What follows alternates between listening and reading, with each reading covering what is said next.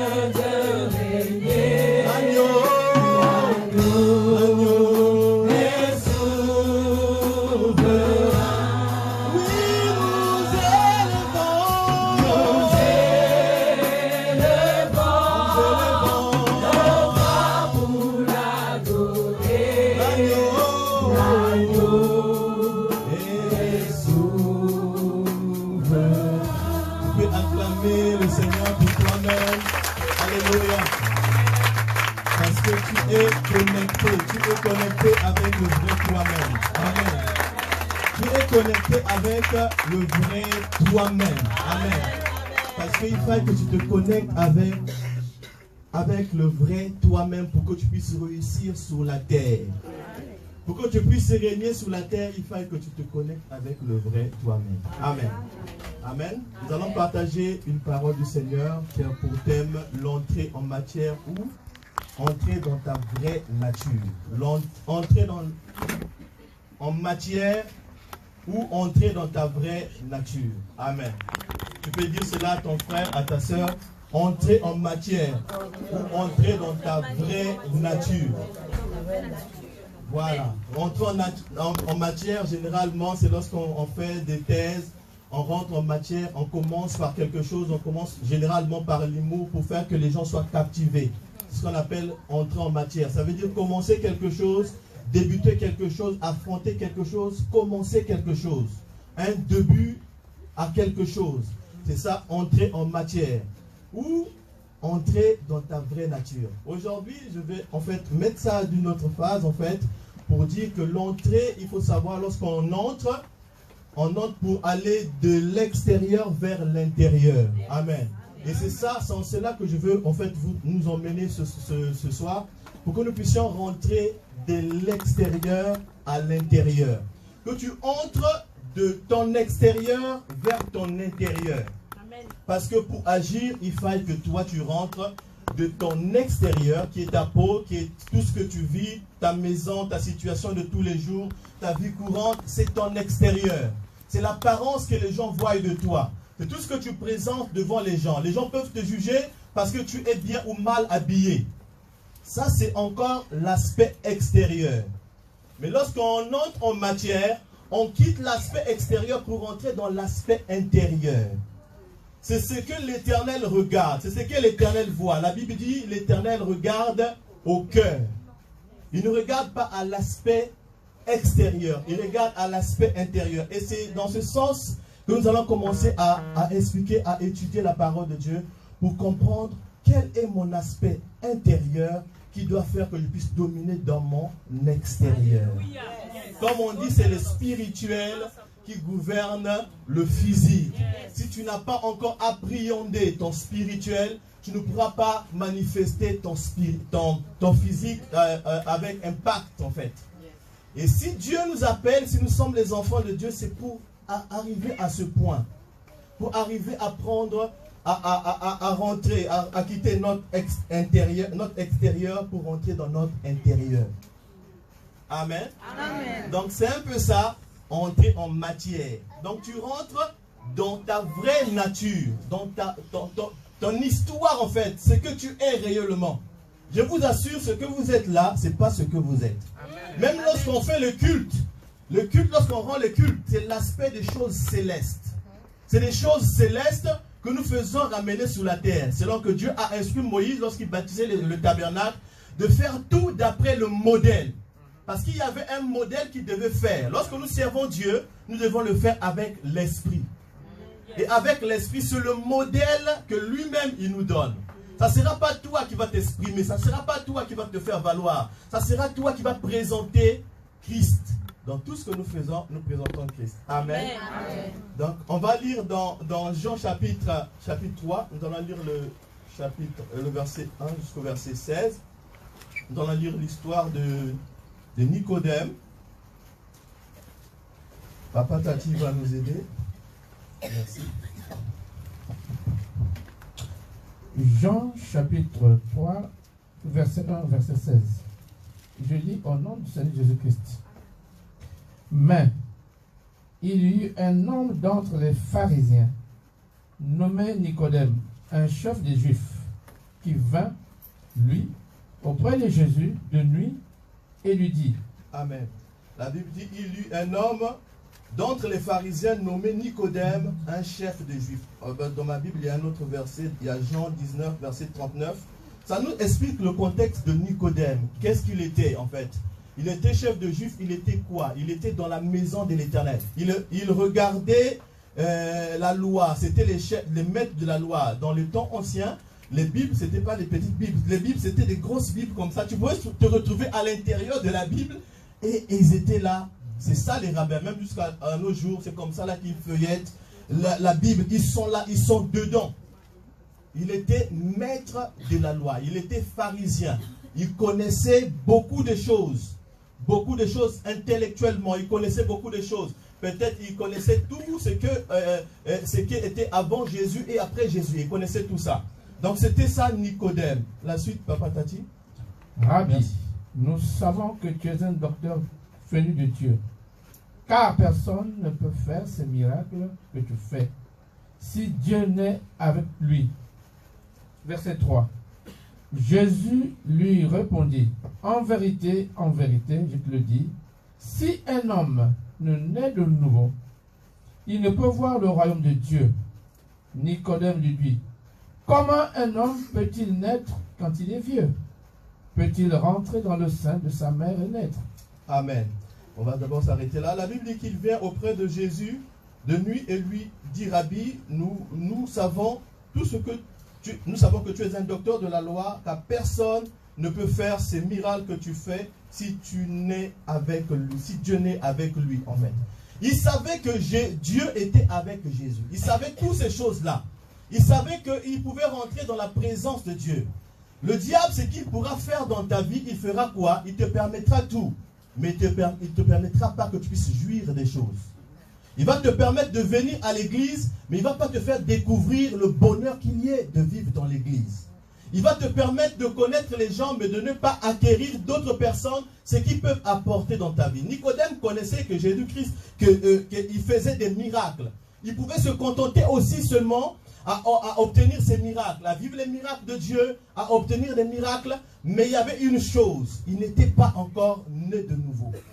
Et lorsqu'il parlait beaucoup, il expliquait, il disait des bonnes choses, c'était pas mal. Mais la réponse de Jésus-Christ, si nous voyons, Jésus-Christ a dit, il lui a répondu, je ne sais pas, il est rentré dans quelque chose qui n'a rien à voir avec ce que Nicodème disait. Et il dit, et Jésus lui répondit, en vérité, je te le dis, si un homme ne naît de nouveau, il ne peut voir le royaume de Dieu.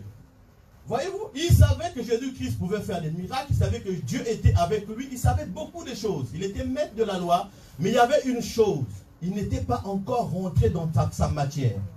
Il n'était pas encore rentré dans le vrai lui. Il fallait naître de nouveau. L'histoire de naître de nouveau n'a rien à voir avec le péché. N'a rien à voir avec venir à l'église. N'a rien à voir avec porter sa Bible. Ça a à voir avec la connexion avec le vrai toi, en fait. Il faut que tu naisses, que tu découvres qui tu es pour que tu commences à impacter le monde. Je disais que le diable, qu'est-ce qu'il fait? Il te déplace.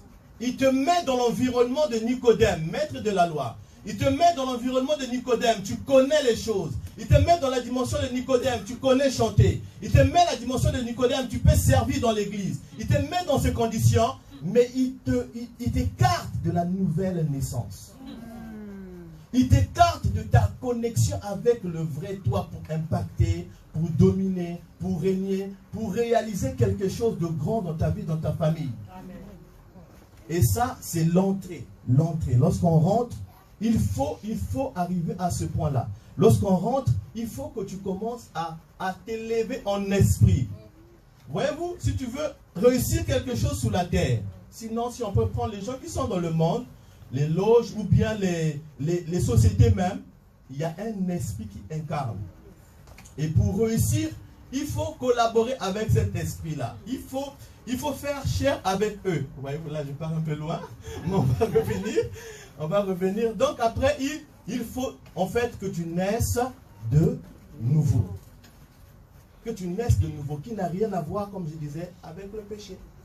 Qui n'a rien à voir avec tout ce qu'on peut voir dans l'église, mais ça a à voir avec ta vraie nature. Ça a à voir avec ta vraie personnalité. Ça a à voir avec ta composition selon Dieu. Parce que tu es composé. Pas seulement les hommes de Dieu, mais toi dans la foule aussi, tu es composé. En fait, tous les humains sont composés parce qu'ils sont créés par Dieu. Il y a le composante de Dieu dans leur vie. Et c'est cette composante de Dieu qui fera de toi que tu puisses dominer, que tu puisses régner. Mais le diable va te écarter de là. Amen. Il va bien te mettre loin. Et tu ne connaîtras pas ce qu'on appelle la nouvelle naissance. Et Nicodème, voilà, il était maître de la loi. La Bible dit au verset 4, Papa Tati, si on peut lire. Nicodème lui dit, comment un homme peut-il naître quand il est vieux?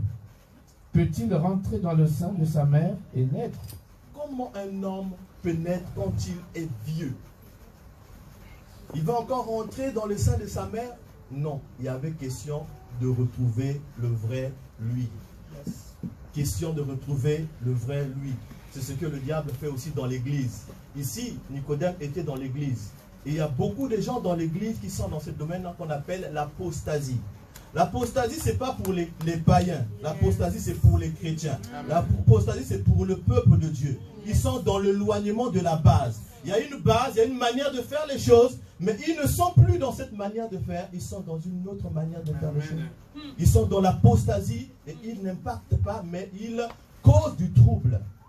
Ils n'impactent pas, mais ils occasionnent des chutes. Ils n'impactent pas, mais ils offusquent les autres. Parce que quoi? Ils sont dans l'éloignement de la base. Problème de nouvelle naissance. Problème de nouvelle naissance. Voyez-vous? Nous pouvons lire un peu la suite. Nous allons voir jusqu'au verset 16. Si nous pouvons lire. Mais je voulais seulement par là expliquer d'abord le déplacement que le diable fait dans nos vies. Pour ne pas que nous soyons dans cette dimension que tu es. personne ici n'a pas, comme on dit, la matière. Personne ici n'a pas la matière. Tout le monde a la matière. Même le bébé a la matière. Il a la matière de se manifester. Il a la matière de s'exprimer. Il a la matière d'impacter. Il a la matière de manifester la gloire de Dieu. Parce que la matière, c'est ça la gloire de Dieu. La gloire de Dieu, c'est pas toi. La matière, c'est ce que Dieu a mis en toi, qui influence, qui impacte, qui fait que le royaume de Dieu avance. Il fallait qu'il rentre dans le royaume de Dieu pour que le royaume de Dieu commence à impacter. Qu'il rentre dans cette matière et qu'il commence à composer et qu'il commence à agir. Il y a un verset que j'aime bien il y a un verset que j'aime bien dans Ésaïe, qui parle d'ailleurs du sujet de Jésus-Christ. Ésaïe 53, verset 10 à 12. Ça nous parle de Jésus. Et on nous parle du travail de son âme. Est-ce qu'on peut lire cela? Ésaïe 53, verset 10 à 12. 10 à 12. Je lis au nom de Seigneur Jésus-Christ.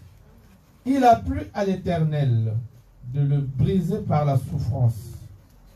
Après avoir livré sa vie en sacrifice pour le péché, il verra une postérité et prolongera ses jours. Et l'œuvre de l'Éternel prospérera entre ses mains. 11.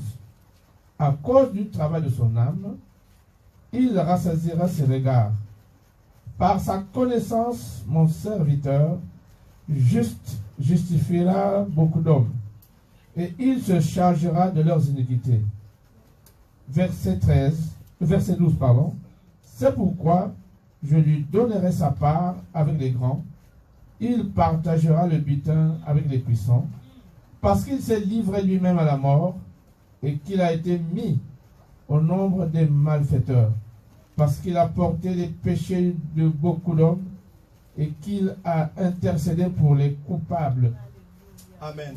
La Bible dit, à cause du travail de son âme, il pouvait en fait satisfaire, il pouvait en fait, à cause du travail de son âme, il rassasiera les regards en fait. Il pouvait impacter. À cause de quoi? Du travail de son âme. À cause du travail de son âme. Amen. Nous allons passer cette étape. C'était un premier point qui pouvait seulement nous montrer où nous pouvons être déplacés par l'œuvre du diable pour que nous soyons loin de ce que nous sommes réellement. Là, nous allons prendre le second point qui est véritablement notre définition. Qui est ta définition ou de quoi tu es caractérisé, où tu es composé. De quoi tu es caractérisé ou de quoi tu es composé ou fait. J'ai aimé le témoignage de maman Jean, en fait, qui dans le chant qu'elle a donné, véritablement a retrouvé tout le message que je suis en train de vouloir donner en disant qui suis-je en fait, qui je suis. Et c'est la même question que Jésus-Christ voulait donner lorsqu'il rentrait dans le monde. Lorsque Jésus rentrait dans le monde, ce n'était pas Jésus qui rentrait dans le monde. C'était Christ qui rentrait dans le monde. Amen.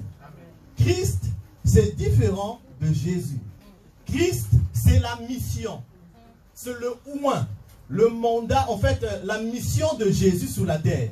Et lorsque tu rentres en scène, lorsque tu rentres en matière, c'est pas toi qui rentres en matière, mais c'est Christ, c'est la gloire, c'est la matière. Est-ce qu'on se comprend? C'est la matière qui rentre en action. C'est la matière qui rentre en action. Nous allons lire cela dans Hébreux 10, chapitre 5. Nous allons lire le verset 7. Nous allons lire le verset aussi 16 et 19.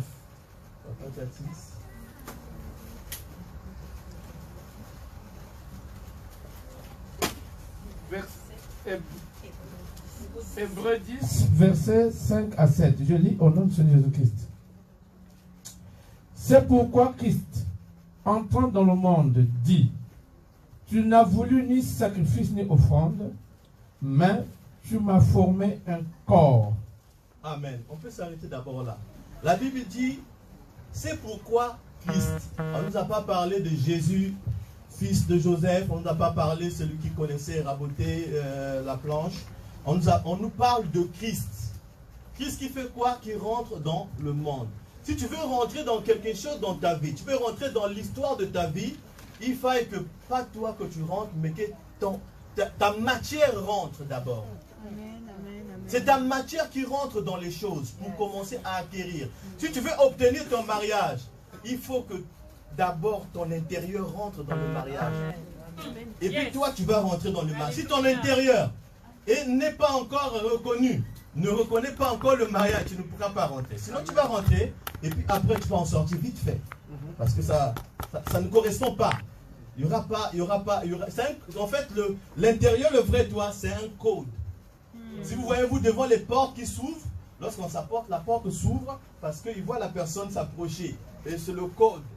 Lorsqu'on achète même les articles, on fait passer le code. C'est le code qui donne le prix, qui donne tout. Et le code, c'est le vrai toi. Les choses qui sont attachées à ta vie, la bénédiction qui est proclamée dans la parole te concernant, s'active ou marche lorsque le vrai toi apparaît. Yes. Lorsque le vrai toi négocie avec Dieu. Yes. Lorsque tu rentres en contact avec Dieu. Lorsque ton esprit s'ouvre à Dieu. Lorsque le vrai toi commence à prier, commence à réaliser les choses de Dieu, pas par la chair. Mais le vrai toi, lorsque le vrai toi connecte avec Dieu, là les choses reconnaissent ce que tu es et ça commence à s'ouvrir. Sinon, tu vas venir devant la chose. Lorsque tu arrives, la chose te dit non, je ne te connais pas. Voyez-vous l'histoire de cet fils de Séva dans la Bible? Il voulait faire comme Paul, chasser les démons, il voulait approcher vers Paul, chasser ses esprits. Les esprits ont dit, nous connaissons Paul, mais toi, qui es-tu? Qui es-tu? Pourquoi tu nous chasses? Il y a un code que tu représentes. C'est la loi que j'appelle la loi de l'être. Tu as une personnalité, tu as une matière, tu as quelque chose de Dieu en toi et c'est cette chose-là qui est lue pour que tu puisses déclencher les choses de ta vie. Mais lorsque tu te présentes par ta chair, lorsque tu te présentes par toi-même, même le travail que tu cherches, on va dire, monsieur, on n'a pas besoin de toi. Amen. Mais lorsque tu viens en esprit, le travail qui t'appartient va te reconnaître. Amen. Ils vont dire, voilà, c'est pour toi le poste, amen. Ça te convient, rentre dans ce qui t'appartient. Yes. Parce que le vrai toi est là. Il n'y a pas de, comment on appelle ça lorsqu'on remplace des personnes pour les sosies où tu viens représenter, voilà, tu viens représenter, c'est moi lorsque tu représentes, parfois aussi ça marche, mais après ça bug toujours parce que c'est pas toi. Amen. Nous sommes uniques, nous sommes formés, nous avons notre ADN, nous sommes uniques et nous devions nous-mêmes nous apparaître. Amen. Et dans la loi de victoire, il faut savoir se présenter. Il faut savoir se présenter. Même Jésus, pour la nature, on l'a présenté. C'est lui, l'agneau de Dieu, qui ôte le péché du monde. Yes. Il est rentré parce que c'était lui, c'était sa définition. C'était sa définition. Moïse aussi, lorsqu'il voulait faire les choses, et il est rentré, nous allons lire cela, dans toujours Hébreu. Est-ce qu'on peut lire Hébreu? On n'a pas lu, on a commencé. Verset 6 de Hébreu 10. Tu n'as agréé ni holocauste, ni sacrifice pour le péché. 7. Alors j'ai dit, voici, je viens dans le rouleau du livre. Il est question de moi pour faire. Amen. Pour faire ta volonté. Ô Dieu, ta volonté. Amen. La Bible dit, dans le rouleau du livre, il est question de moi pour faire, ô Dieu, ta volonté. Dans le rouleau du livre, parce que lorsque Jésus-Christ était arrivé dans le temple, lorsqu'il a ouvert le livre d'Ésaïe, il a ouvert sa lecture. Il a ouvert son histoire.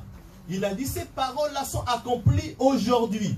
La Bible dit, l'Esprit du Seigneur est sur moi, il m'a oint pour faire. C'était sa définition. Donc ces paroles avaient raison de s'accomplir ce jour-là. Parce qu'il s'est présenté, le Christ s'est présenté. Je pense qu'on est en train de comprendre un peu. Hein? Le Christ, lorsqu'il est apparu, et voilà, ça compose. La Bible dit le rouleau. Alors il est dit, voici je viens dans le rouleau du livre, il est question de moi. Dans le rouleau du livre, il est question de moi. Il faut que les choses que tu rentres, il faut que ça soit question, il faut que ça soit la question qui te correspond. Tu vas chercher quelque chose qui appartient à une autre personne, l'affaire qui évolue d'une autre personne. Tu veux aussi faire comme la même personne. Tu vas aller, tu vas commencer, mais tu vas échouer. Parce que dans le rouleau du livre, il n'est pas question de toi. Il est question de quelqu'un d'autre. Il faut qu'il soit quelqu'un, que ça soit question de toi. Ici, Jésus, c'était normal. Il était question, il pouvait faire la volonté de Dieu. Toi, tu veux faire la volonté de Dieu, tu veux obéir à Dieu. Mais est-ce qu'il est question de toi? Est-ce qu'il est question de toi? Même servir Dieu, les anges bloquent cela. Tu vas dire, moi je veux venir, je vais servir. Même servir Dieu là, pour servir Dieu, c'est bloqué. C'est pas seulement on bloque les bénédictions, même servir Dieu, même chanter, c'est bloqué. Dieu lui-même, il a bloqué. Il faut qu'il s'agisse de toi. Voyez-vous, lorsque j'appelle quelqu'un dans l'église, maman Jean, ça l'interpelle. Même si je suis loin, je dis maman Jean. Elle va tourner parce qu'il est question d'elle. Amen. Il est question d'elle, de sa personnalité. Ces paroles-là, c'est pour elle, c'est son nom.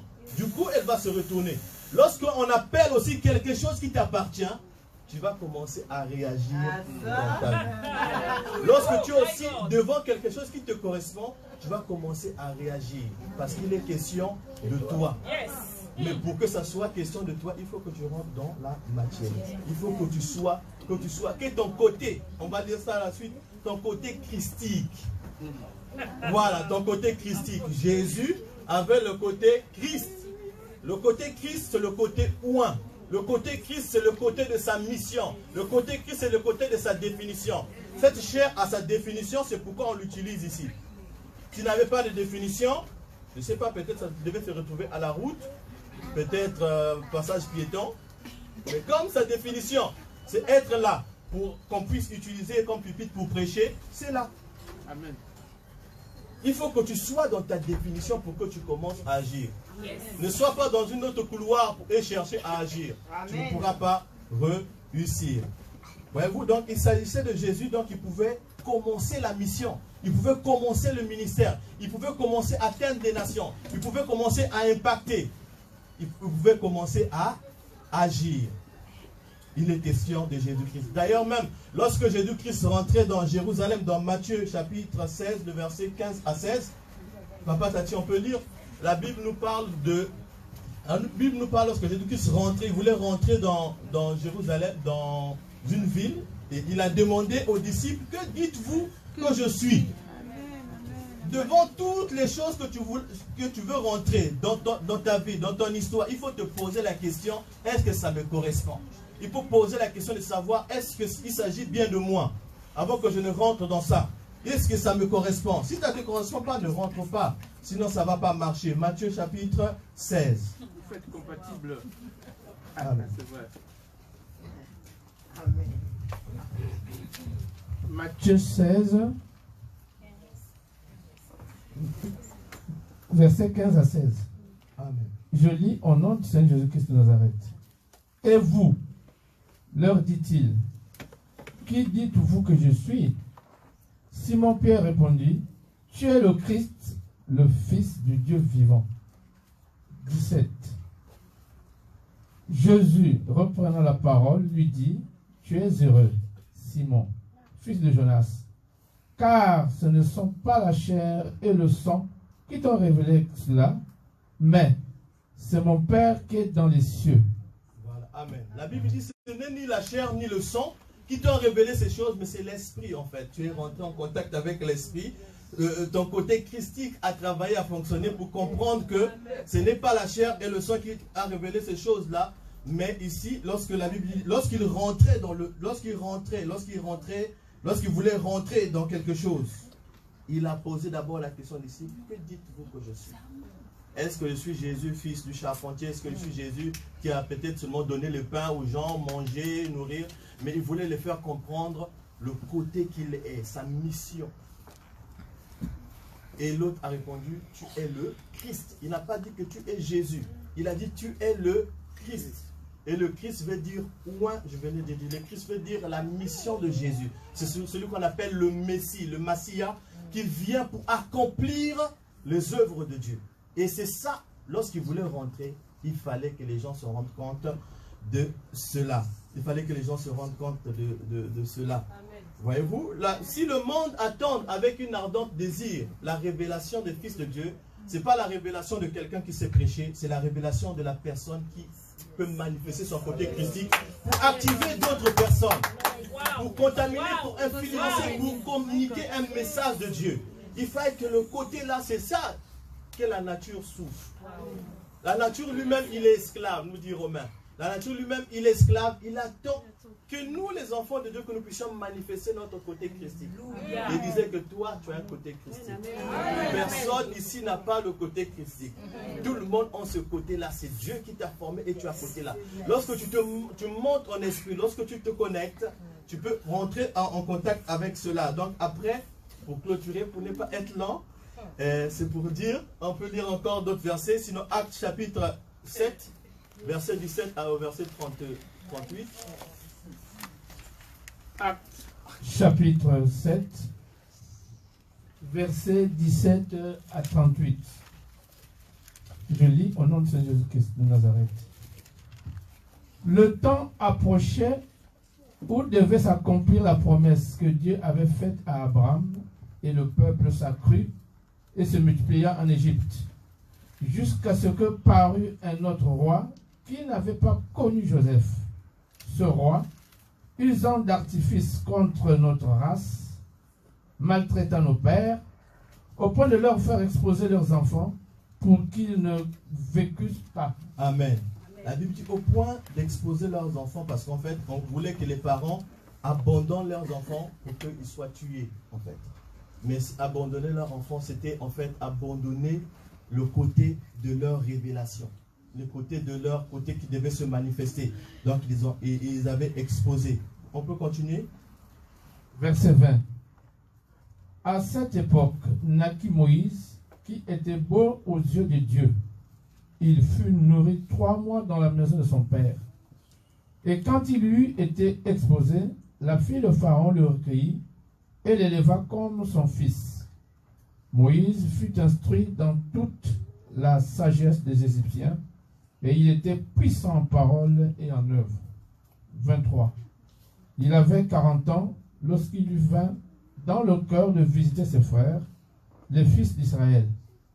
Il en vit un qu'on outrageait, et prenant sa défense, il vengea celui qui était maltraité et frappa l'Égyptien. Il pensait que ses frères comprendraient que Dieu leur accordait la délivrance par sa main, mais ils ne comprirent pas. 26.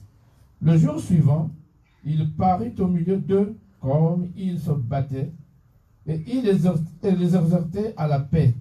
Hommes, dit-il, vous êtes frères, pourquoi vous maltraitez-vous l'un l'autre? Mais celui qui maltraitait son prochain le repoussa en disant, qui t'a établi chef et juge sur nous? Veux-tu me tuer comme tu as tué hier l'Égyptien? À cette parole, Moïse prit la fuite et il alla séjourner dans le pays de Madian, où il engendra 2 fils. Amen. On va d'abord s'arrêter là. En fait, on nous parle du côté naturel de Moïse. Moïse, dans son côté naturel, lorsqu'il marchait, il avait en lui des réflexes. Les réflexes du vrai lui. Il pouvait avoir le réflexe de délivrer les enfants d'Israël, de faire des choses parce que c'était son écriture. Des fois, lorsque tu marches, même si tu ne connais pas, tu as des réflexes de ce que tu es réellement. Tu vas te rendre compte, il y a des choses que tu fais parfois, tu le fais pas, tu le réussis, tu le fais, tu le réussis, mais tu ne sais pas encore. Après, comme tu ne sais pas, tu te butes parfois, tu te coinces, mais il y a quand même quelque chose qui t'enseigne, qui te montre qu'il y a l'écriture qui est là, qui est en train de parler. Et Moïse s'était buté avec beaucoup de choses parce qu'il était là, il ne comprenait pas. Il avait des choses qui marchaient, il séparait, il corrigeait, il sauvait les enfants d'Israël, il était les libérateurs, il voulait faire comprendre ça parce que dans sa morphologie, dans sa nature, il était question de lui. Donc ça mouvait dans son cœur, ça bouillonnait dans son cœur. Il ne savait pas encore, mais ça bouillonnait dans son cœur. Ta vie bouillonne ta matière bouillonne en toi. Il faut que tu te manifestes. Ne tue pas ta matière. Ne meurs pas sans développer ton potentiel. Manifeste ta nature et tu vas commencer à impacter ta famille, ton environnement, tout ce que tu es, tu vas commencer à influencer. Donc Moïse était dans cette attitude-là. Maintenant, la suite, nous allons sauter direct, nous allons tomber au verset 35. Ce Moïse qu'ils avaient régné en disant, qui t'a établi chef et juge celui que Dieu envoyait comme chef et comme libérateur avec l'aide de l'ange qui lui était apparu dans le buisson. Amen. Il était connecté avec l'aide de l'ange qui était apparu dans le buisson. Il est rentré en contact avec lui. La présence de Dieu, comme disait l'ancien mari le vendredi, la présence de Dieu, la présence de Dieu, c'est la présence de Dieu, en fait, c'est quoi? La présence de Dieu, c'est lorsque on est dans l'atmosphère. Lorsque tu es dans l'atmosphère, intervient maintenant ce qu'on appelle la présence de Dieu. Parce que la présence de Dieu, c'est une présentation de Dieu pour ta vie, en fait, te concernant. En fait, c'est comme si on venait ouvrir, il vient ouvrir le rouleau pour te dire, tu es composé de ça, c'est ça, c'est ça, c'est ça, et puis commence à fonctionner, commence à travailler maintenant. Ça, c'est la présence de Dieu. L'atmosphère, on peut se mettre dans l'atmosphère, mais il faut organiser l'atmosphère pour que la présence arrive. Il faut organiser l'atmosphère pour que la présence arrive. Si ton atmosphère, ta préparation n'est pas faite, tu ne peux pas avoir la présence de Dieu pour que tu aies ta définition, pour que tu commences à opérer, pour que tu commences à impacter, pour que ta matière vienne à se manifester et à se révéler. Voyez-vous? Donc, on était là, on était dans quel verset? Voilà, Moïse. Verset 35. Voilà, Moïse donc commençait maintenant à vivre des choses parce qu'il était connecté au buisson ardent. Il avait reçu sa définition. Il pouvait maintenant aller délivrer les enfants d'Israël. Ne délivre personne si tu n'as pas encore découvert ce que tu es réellement. Amen. N'entreprends rien sans que tu n'aies découvert ce que tu es réellement. Parce que tu ne pourras pas réussir. Ce n'est pas de toi. C'est ce que Dieu a mis en toi qui réussit, qui engage le royaume. Amen. Parce que Dieu lui-même est concerné.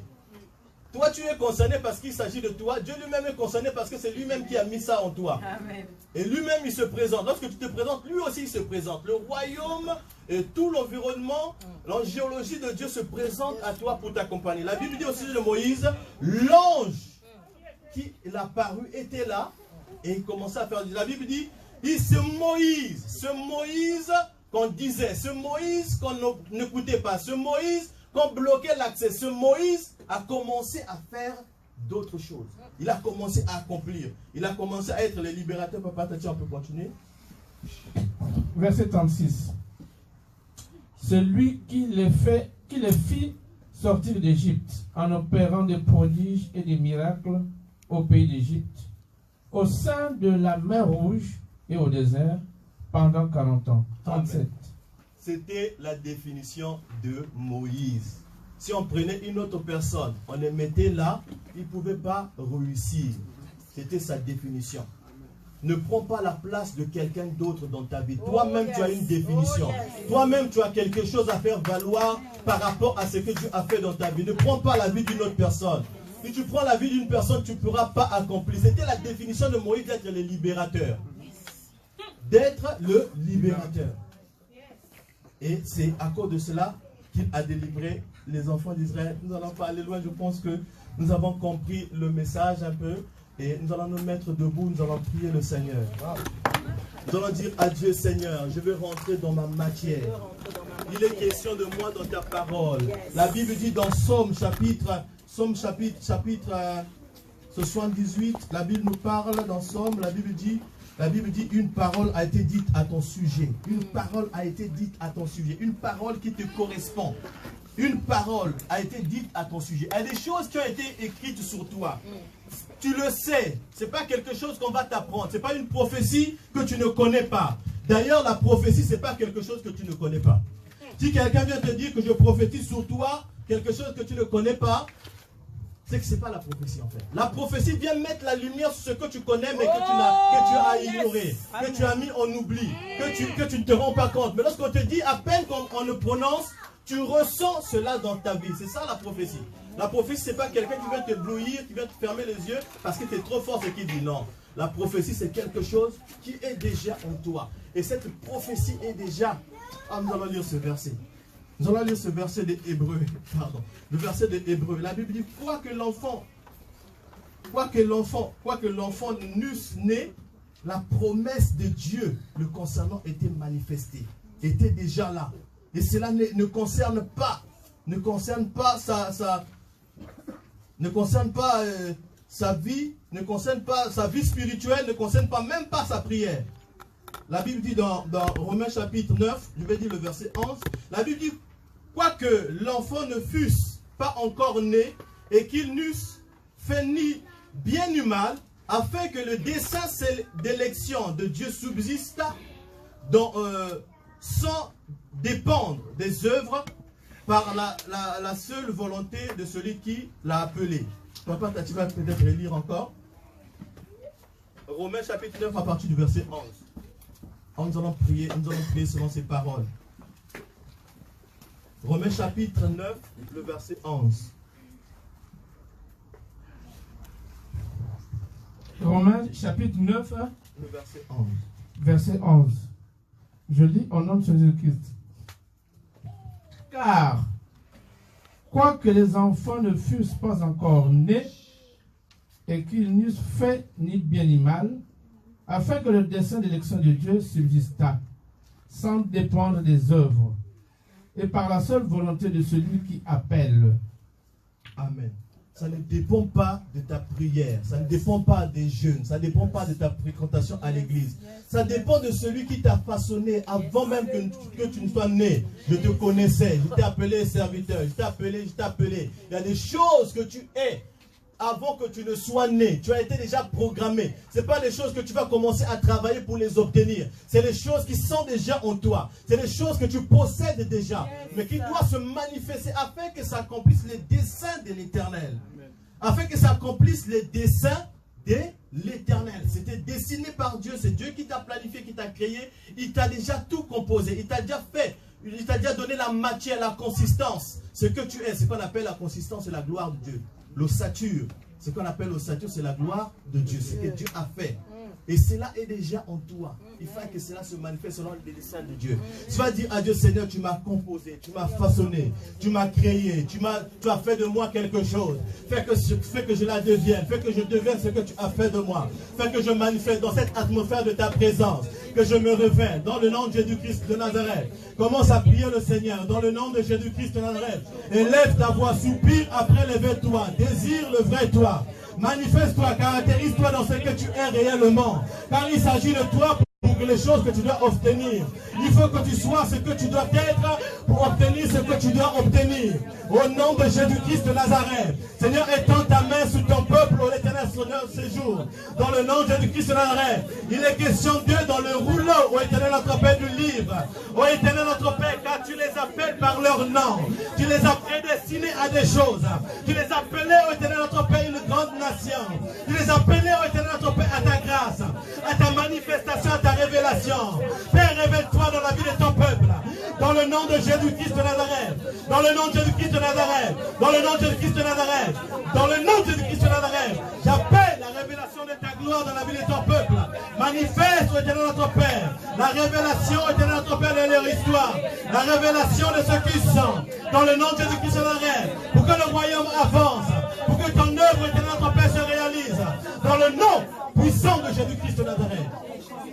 Exalté soit ton nom, Seigneur l'Éternel. Tu vas rester dans cette attitude en priant le Seigneur pendant que l'évêque va encore venir bénir le peuple de Dieu.